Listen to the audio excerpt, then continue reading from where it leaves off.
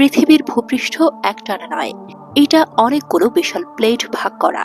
এই প্লেটগুলো সবসময় নড়ে সরে বা ঠেলে একে অপরের সাথে ধাক্কা খায়। যখন দুটো প্লেট একসাথে চাপ খায় বা একে অপরের নিচে ঢুকে যায়, তখন প্রচন্ড শক্তি জমে। সে শক্তি হঠাৎ মুক্ত হলে ভূমিকম্পের সৃষ্টি হয়। বাংলাদেশ কেন ঝুঁকিপূর্ণ?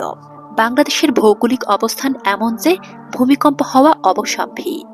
দেশের ভৌগোলিক অবস্থান তিনটি tectonic plate, Indian plate, Burmese plate এবং ইউরেশিয়ান প্লেটের সংযোগস্থলের কাছাকাছি হওয়ায় এখানে ভূমিকম্প হওয়ার ঝুঁকি সবসময় বিদ্যমান।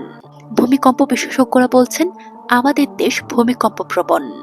ঐতিহাসিকভাবে এই অঞ্চলে একাধিক বড় ভূমিকম্প হয়েছে, যা প্রমাণ করে এটি ভূমিকম্পের ঝুঁকিপূর্ণ এলাকা। যে কোনো সময় বাংলাদেশে আরো বড় ভূমিকম্প হতে পারে। ঠিক কবে হবে সেটা বলা সম্ভব নয়।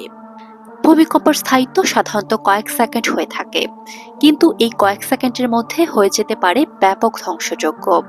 ভূমিকম্পের মাত্রা অনুযায়ী ব্যাপক প্রাণহানি ও ক্ষয়ক্ষতি হয়ে থাকে। ভূমিকম্পের মাত্রা নির্ণয়ের জন্য যে যন্ত্র ব্যবহৃত হয় তার নাম রিক্টার স্কেল। রিক্টার স্কেলের এককের সীমা 1 থেকে 10 পর্যন্ত। এই স্কেলের মাত্রা 5-এর বেশি হওয়া মানেই ভয়াবহ দুর্যোগের আশঙ্কা। ভূমিকম্প 1 ডিগ্রি বৃদ্ধি পেলে এর মাত্রা 10 থেকে 32 গুণ পর্যন্ত বৃদ্ধি পেতে পারে। রিক্টার স্কেলে ভূমিকম্পের মাত্রা 5 থেকে 5.99 মাঝারি, 6 থেকে 6.99 তীব্র এবং 7 থেকে 7.99 ভয়াবহ এবং 8-এর উপর অত্যন্ত ভয়াবহ।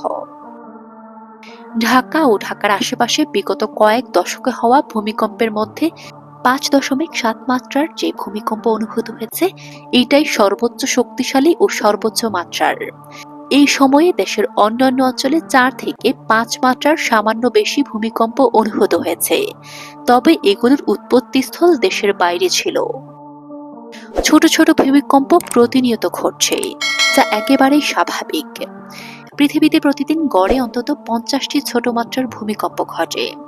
1 থেকে 3 মাত্রার ভূমিকম্প সাধারণত টের পাওয়া যায় না, কিন্তু 4 বা তার উপরে হলে মানুষ তা অনুভব করতে পারে এবং ক্ষয়ক্ষতির সম্ভাবনাও তৈরি হয়।